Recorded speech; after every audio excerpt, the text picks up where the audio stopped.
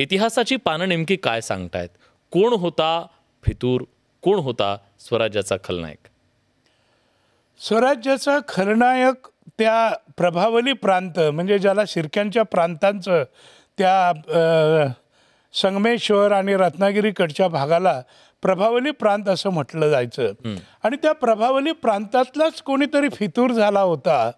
अन्यथा आज सुद्धा तुम्ही जर संगमेश्वरच्या बाजूला गेला तर एवढं किर्र आणि भयानक जंगल आहे की तुम्हाला तिथे नेऊन सोडलं तर तुम्हाला दुपारी रस्ता सापडणार नाही.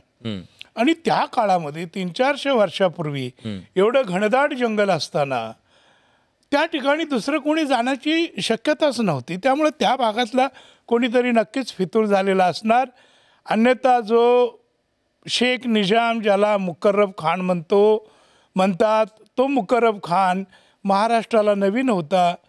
महाराष्ट्रालाच नव्हे तर मुघल राजवटीला नवीन होता. तो मूळचा हैदराबादकडचा होता. नुकताच इकडे मोगलांच्या नोकरीमध्ये आलेला होता. आणि तो कोल्हापूरवरून एवढ्या कमी वेगानं 2-2.5 दिवसामध्ये एवढ्या प्रचंड झपाट्यानं आणि वेगानं त्या प्रभावली प्रांतामध्ये येऊन पोचतो हे एक आश्चर्य आहे. याचा अर्थ असा की त्याला मार्गदर्शन करणारे किंवा त्याच्या पुढे दिवट्या नाचवणारे, मशाली दाखवून रस्ता दाखवणारे नक्कीच आपल्या भूमीतले कोणीतरी होते आणि त्यांनी महाराजांचा घात केला.